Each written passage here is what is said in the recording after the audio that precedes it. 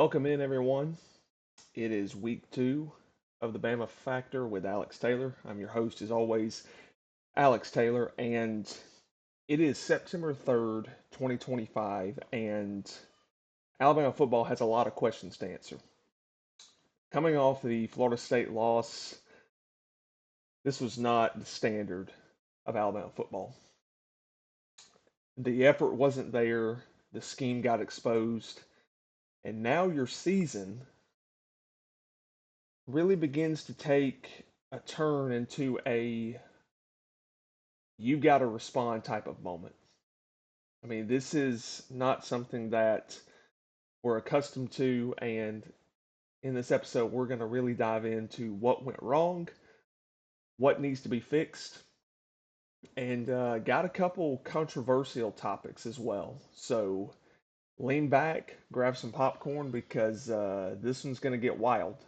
And again, um, a lot to discuss here. So we're just going to transition right into it, and we're going to really transition to where Alabama lost this game, and that was on the defensive side of the ball. We're going to talk about the effort and the scheme here. So the first thing that a lot of fans, have been taking to Twitter and have been really noticing from this is the effort. We saw multiple plays where guys were just jogging through plays where they weren't attacking the ball carrier, they weren't finishing plays, they weren't finishing tackles. Bray Hubbard specifically on a play where Florida State ran a quick end around, just jogged through the whole play.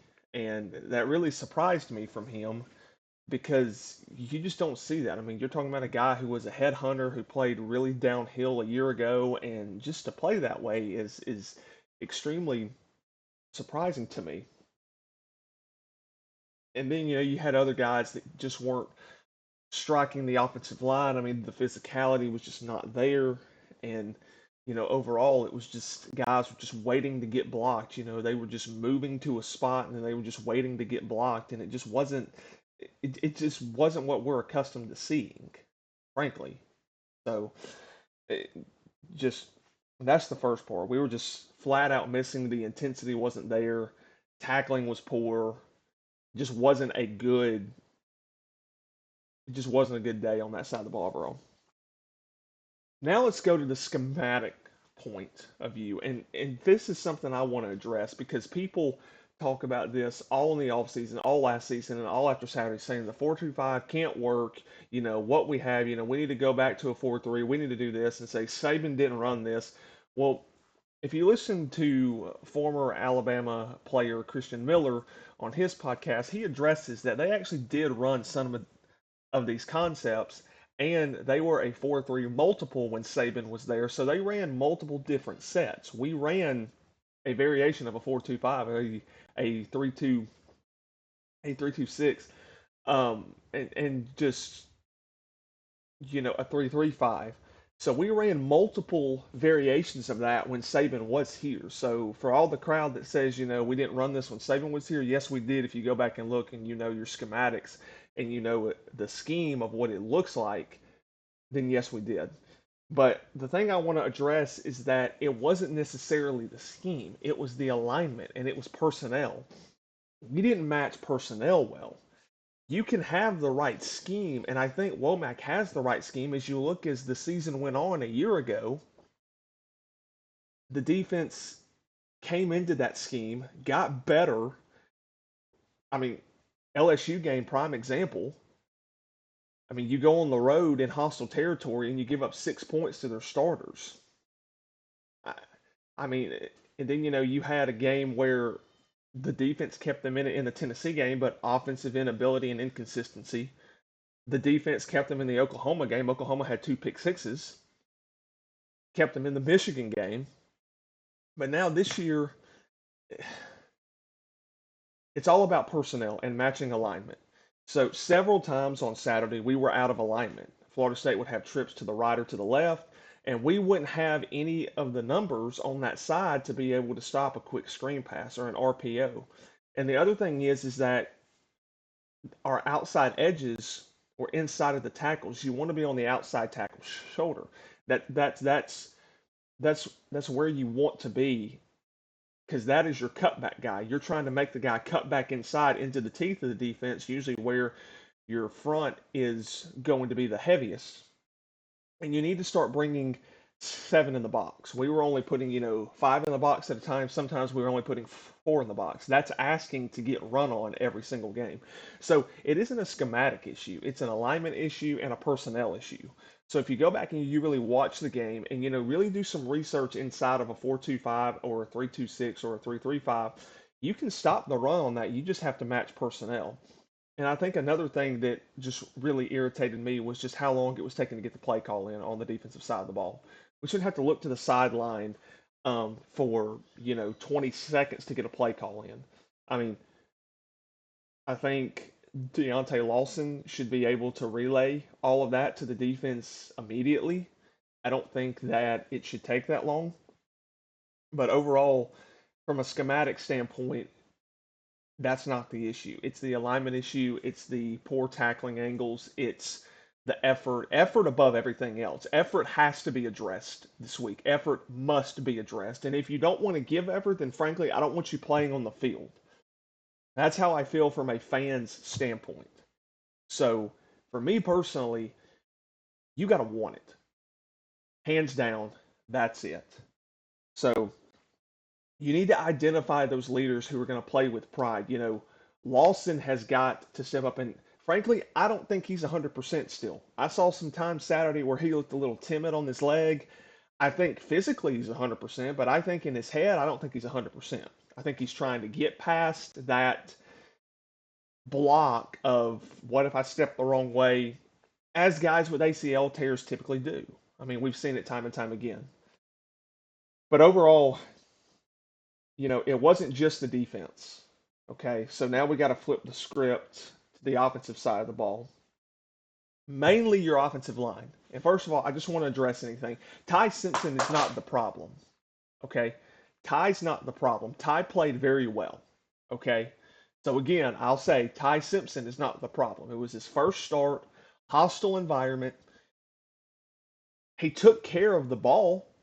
Last year, we kind of had this turnover prone offense. Jalen would force some things into coverage. Now, granted, Ty had a few throws that were probably a little bit on the dangerous side that could have been picked off. But then again, Ty had some very good throws that were dropped by some of our receivers. So this isn't on Ty Simpson. I felt Ty, when he had time, he made some really good throws. He made some really good plays. Now, there were other times that I think that when he took off, he should have kept taking off. He should have kept running. Comes to me, a fourth down in the third quarter that was really big for Alabama. He had a first down if he just scrambled, and he threw it to Ryan, and it was a kind of a off of his back foot type of pass, and it didn't work. So again, that just comes with confidence. That comes with playing. That comes with just just learning the further you go. So just want to address that. This isn't on Ty. Can Ty be better? Absolutely, but this isn't on Ty. All right. Start with the offensive line. We heard all offseason this offensive line is the best one in college football. You've got Caden Proctor, you got Jaden Roberts, you got Parker Brailsford, you got Wilkin Formby, you got transfer Cam Dewberry, you've got some other guys that can fight for these positions. But you've got three of the top 10 rated offensive linemen starting on your line. Now, granted, Jaden Roberts didn't play Saturday, and I think that's a big thing in the run game because I think he's one of our better run blockers. But Proctor kind of just irritates me. Hands down, it irritates me. I mean, you are a third-year guy starting for the third consecutive year, had a good year last year, and you're still getting beat. And here's the ultimate thing. I don't necessarily think he's getting beat because he's not good. I think he's overthinking things. I think he got ahead of himself. And again, picking up on schemes, picking up on your blocking assignment. I think it was missed assignments, the majority of this. I don't think it's talent. I don't think Florida State has a better front than Alabama. I don't. I think it was schematic. I think it was lack of communication. And then you just broke down. Now, Parker Brailsford, on the other hand, looked like the best center in the country Saturday. He had one sort of mishap, but he was absolutely blitzing people off of the line. He was handling guys. He was handling nose tackles that outweighed him by 30 or 40 pounds. He was clearing lanes. So, and on the first drive, we had duo blocks. We had pulling guards. We were blocking very well on the first drive, I might add. We were gashing them. What happened after that, I don't know. So, this is what needs to change there. It's about physicality first and foremost. You got to want it more than them. But the second thing is the communication, the breakdown. Don't overthink blocking. All right, you have an assignment. Climb your levels and just hit your guy. All right, that's all it's got to do. But offensive line consistency has got to improve. You've got to simplify some of your protections for Ty. It could be that they're overcomplicating these protections. You just need to simplify these, frankly. Because then there were times that Ty had a clean pocket and was able to stand in and deliver a really good strike. Then there was other times where I felt I will give the offensive line some slack here. I felt Ty kind of bailed out too soon. It's almost like he got happy feet, which again, first start on the road, understand. But then there was other times where he was under pressure immediately, no help whatsoever, and it's hard to have success as a quarterback when you're constantly under pressure. All right, so for that, I think getting Jaden Roberts back to really stabilize that interior is going to be huge. And another thing is we've got to cut down on penalties, false start penalties, which I didn't think that two of them were warranted because Florida State jumped, causing us to react. So I don't think that was warranted at all. But either way, you have to clean those up. We didn't have any holding calls, so that was good. But still, we have to clean up the delay of games. We have to clean up the false starts. We've got to stop and just we've got to stop committing so many penalties. At the end of the day, we've got to cut down on these if we are going to win consistently. So I've addressed the defense. I've addressed the offense, and the majority of these are on the negative. But I want to look at some bright spots. This is the lighter side segment with Alex Taylor. Um, so there are a few bright spots I want to address. First and foremost, the most glaring bright spot is Germie Bernard.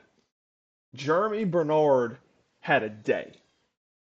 I mean, catching for over 150 yards, didn't have a touchdown, but was constantly getting open, making good plays, holding on to the football, being that leader. And I'm going to say a hot take right here just for right now. Germie Bernard, since the second half of last season, has really become Alabama's wide receiver one.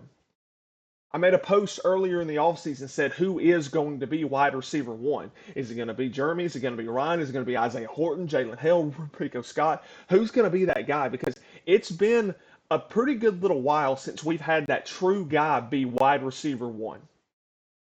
All right. The last one I can really think of is Jamison Williams in 2021.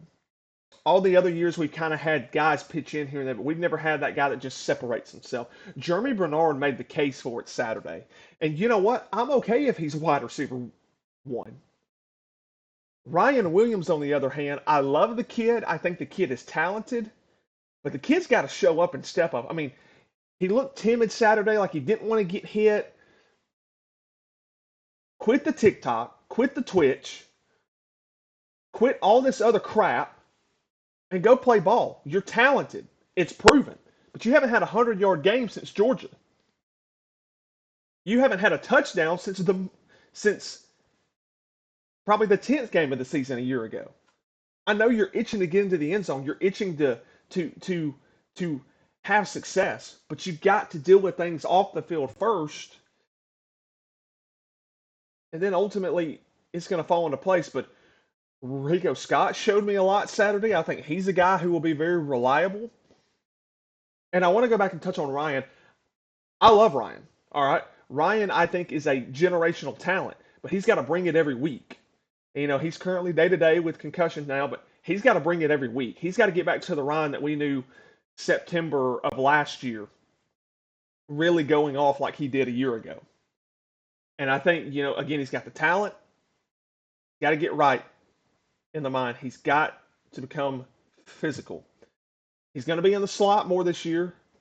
Let the coaching staff use him that way. All right. So that's my first bright spot in Germie. Germie is the definition of a leader. Germie has held these guys accountable. I know that, he's talked to them this week in the players only meeting and just, outside of that as well. But this is a guy that is played a lot of ball, and he is a veteran leader, and I'm glad we have him. And he's going to be a guy really to lean on, I think, going forward with this core. The second bright spot I want to talk about is in the tailback room, and it's not who you think. Richard Young, I felt, ran well at times. Daniel Hill gave us a little bit here and there. Draylon Washington got a couple carries, but Kevin Riley, redshirt freshman out of Miami, and this kid just ran with purpose. This kid ran with some physicality, some audacity. Like just he was hitting gaps. He was running hard. He was breaking tackles. He fought for extra yardage. And, he's not the biggest. He isn't the biggest tailback that we have, but in terms of heart and physicality and effort, I think he gave more than anybody. And I think Kevin Riley going forward needs the bulk of the carries going forward. I think he is absolutely incredible, and I think he can be a bright spot for this offense while we wait on Jam to come back. And even after Jam comes back, I think Kevin needs to be up there in that rotation. I think you need to keep feeding him the ball as much as you can. Lean on him. I think he's a good back. I mean, he was also very good out of high school. He was a guy that, we recruited extremely hard, flipped on signing day. But Kevin Riley, man, watch out for him. Kevin Riley is a X factor the next few weeks here. And, there isn't a lot of game tape on him. So, again, don't really know his style. So, again, unproven, but I like what I saw from him on Saturday, ultimately. So, kind of address those. Now, I just kind of need to know of some things that have to change. Okay, here's some things that have to change. Then I'm going to jump into our last two segments here. Coaching staff like the accountability of the coaching staff. I think Kalen DeBoer is a great coach. He's obviously had success a lot of different places, and I think that his scheme, and I think if you give it time, I think that it will come together. But however, he has got to have more emotion on the sideline. And again, I'm not asking him to be Nick Saban. We don't need to ask him to be Nick Saban. He needs to be himself. However, you've got to show some emotion. You've got to get on some people in a game. Now, I don't doubt that he and Kane Womack, I know Kane does, and Ryan Grubb and Jamarcus Shepard, I don't doubt that they get on players in practice. I've seen practice footage. I've seen practice clips. I know they do. I know they get after these guys. But you got to do it in the game. I mean, it's just, if you show no emotion in the game, then again, your players take on that mentality of your coach, like, oh, coach isn't mad, so I shouldn't be mad. Or coach isn't ticked off that we aren't playing well, so I shouldn't be ticked off. No. You've got to show some emotional sign. You've got to crash out. I would love a crash out in this next game. I would love a crash out, frankly. And also, every team creates their identity. Nick Saban used to say it every year that every team has to create their own identity. Every team has to have that own mantra that they live by. And this team's got to find one. But you need to build it on toughness. You need to build it on effort. You need to build it on some pride. And now you put yourself in a space where your margin for error has become even thinner than it was. Still not gone, but your margin for error is a lot smaller now. And you got a lot of season left. So ultimately, you've got to make a decision as a player, as an individual, and this is my message to the players. You got to make a decision as a player and as a man right now if you're going to give this effort for the rest of the season, or if you're just going to, throw in the towel, say the season's over with, I don't want to play, I'm not going to give effort, I'm not going to attack the ball, I'm not going to give it everything I got. And frankly, if you don't, we don't want you here. Frankly, just being honest. Ultimately, just being honest, we don't want you here. So that culture cannot be optional. All right? We don't lose on effort. Alabama's never lost on effort. We don't need to lose on effort. If we lose just on pure that they beat us, fine. Talent wise, they were the better team that day. But we don't need to lose on effort, on intensity, on physicality. We're Alabama. I mean, come on. That's our standard. We beat people to sleep. We make their you know what's quit. So that's what needs to change instantly. And having the players only meeting, it's always a good thing to see whether you win or lose. But especially after you lose, and especially after a game like this, players holding each other accountable, that's what you love to see. So again, commending our players for that. And hearing practice has been good this week. I heard the film sessions were rough, and as they should be. So ultimately, we just got to really, really hone in, is what I'm saying. So this next segment before our preview, and as we come to the end of this episode, this next segment's going to hit a nerve with a lot of our fan base. And if you're watching this on YouTube or Spotify, or if you're listening to it, I'll tell you what this segment is titled. It's addressing our entitled fan base. And yes, I said what I said. Now, I have been an Alabama fan my entire life. I'm 27 years old, about to be 28 this month. I love Alabama football. I love Alabama sports in general, but Alabama football and basketball are the two supreme. I follow Alabama football closer than probably anybody I know. I can tell you anything you want to know, historical, recruiting, current, schematic, everything. I hate to see us lose. I love to see us win. I hate to see us lose. So I am realistic on our expectations, and I am realistic on what needs to be addressed. But I want to address the fan base here. And I know I'm going to take some heat for this. But the first thing I want to say is that the majority of our fan base right now is toxic. I'm just going to come out and say it. The majority of the fan base is toxic. I've looked on Twitter this whole week, on Instagram, every other outlet. The media is already bashing our team, and rightfully so. You got guys like, obviously Josh Pate is, saying, what happened to Alabama. You got Danny Cannell over there running his mouth. You got Colin Cowherd. You got Joey Galloway. You got Peter Burns. You've got several guys who are really coming at Alabama and they're blitzing them hard here. They're saying, now all these betting sites have the odds of who's going to be the next head coach at Alabama. So, and a lot of these Alabama fans are saying, Kalen isn't the guy. Ty Simpson's trash. Our defense is trash. We have this. And again, it's okay to have a standard. I have a standard for this team. I lived through the Saban era. I understand. We've been spoiled by the Saban era, having that year in and year out that when it comes to some adversity, some of our fans don't know how to handle that. Y'all don't know how to handle it. And again, it's not anybody's fault that they didn't grow up in the eras prior to it. Now, I was young, but I was in the last part of the Franchione and then the Shula era. I watched us go 3-9. I watched us go 4-8. I watched us go 6-7. I watched us lose to Auburn 6 years in a row. I was in the stadium Saban's first year against Louisiana Monroe, ironically, when we lost as a 38.5-point favorite. So I know what it's like. But some of you don't. And that's not anybody's fault. But some of the same people I've been seeing tweeting that Kalen needs to be fired, that, all this stuff is happening, are the same people who screamed for Saban to be fired in 2010 when he lost 3 games, a year removed from winning a title, I might add. Also called for Saban to be fired after we lost to Ole Miss for the second straight year in 2015. Called for Saban to be fired after we got blitzed by Clemson in the championship game, 44-16 and 18, and then lost 2 games the next year to LSU and Auburn. So these same people were calling for Saban to be fired, for our athletic director to can him. A lot of you people have unrealistic expectations, and I hate to use that word. It's okay to have expectations for us to have a standard and to play to it.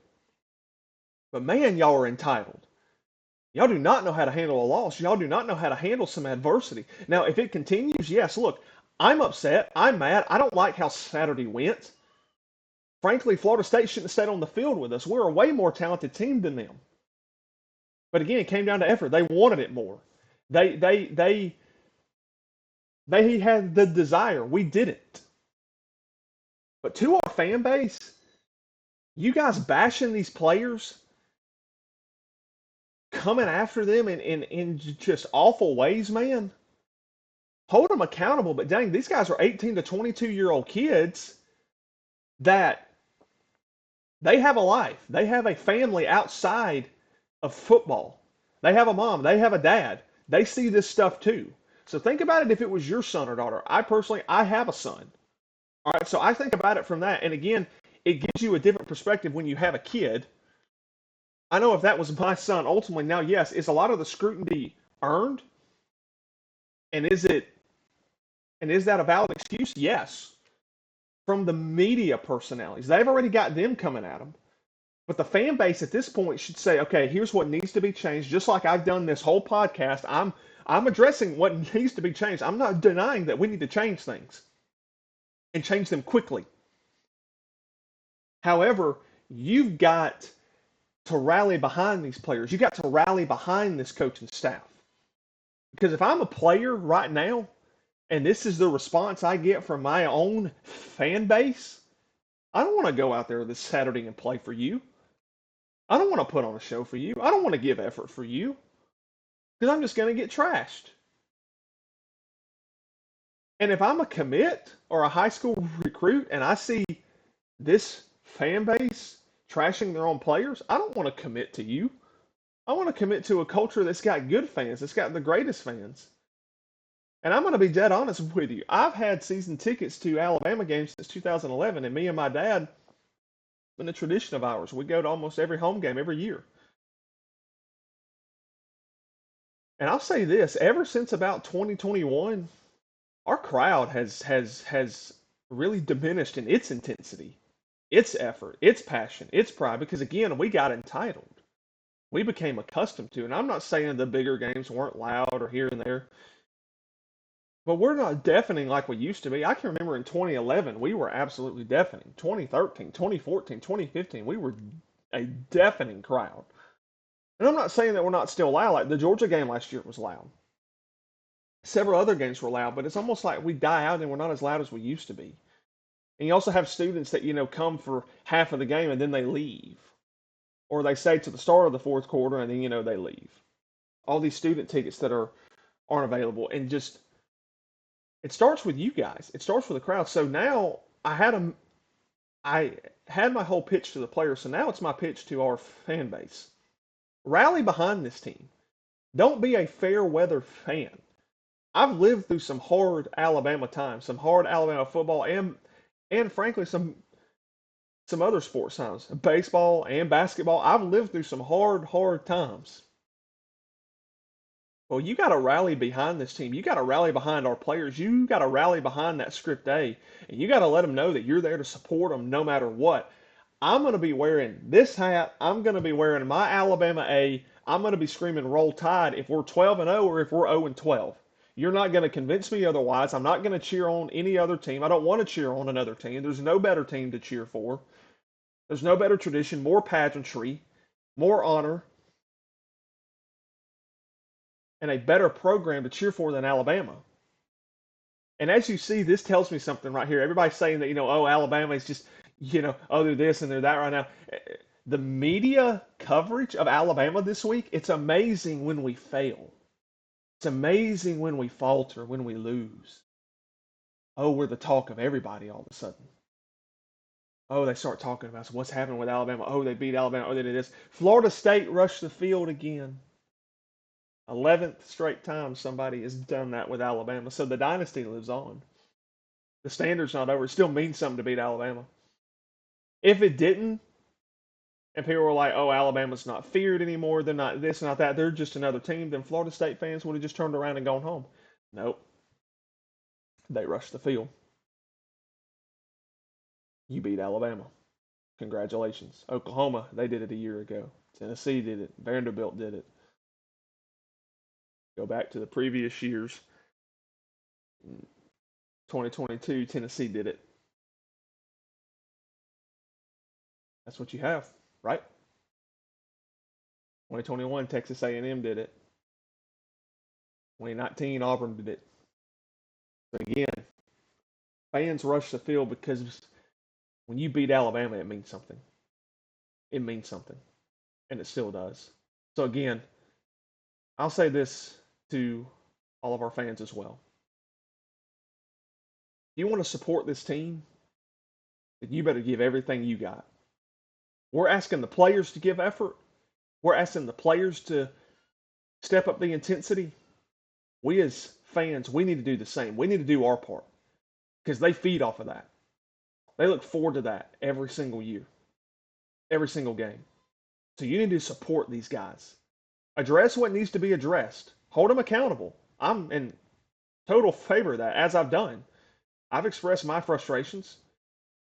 But hey, to everybody on the Alabama football team, I'm behind you. This fan is behind you, no matter what. I might get frustrated. I might get upset. I might not like what I see, especially this past Saturday. But I'm behind you. I'm cheering for you. I want you guys to have success. And I'm not going to pretend like I could sit here and do it any better because I'm not the one on the field. They have to make that choice. But to the fan base, step up your intensity. Bring your A game into Bryant-Denny each week and on the road each week and from home each week. Step it up, man. And for all of you saying that we're done and we're going to go a certain record this year, I've seen 3-9, I've seen 0-12, I've seen 4-8, I've seen 6-6. For all of you saying, putting the season dead and buried and gone, in the words of Nick Saban, if we start having success, stay on that side, please. I don't want to see anybody tweeting, oh, I always knew we could do it. I knew that we were going to be successful. I just wanted to show some tough love. No, no, no, no. You've given up on this team one game into the season. Stay on that side. Go cheer on Auburn, a team that's been a dumpster fire for the better part of a decade. Or go cheer on, a Clemson or an Ohio State. I mean, like, go hop on a bandwagon somewhere else. We don't want you. We want the true fans that have been a part of this, even through the lean years. And we're going to get through this. So that's all I'm going to say on that. And now I just want to go and do a quick preview as we are almost short of time here.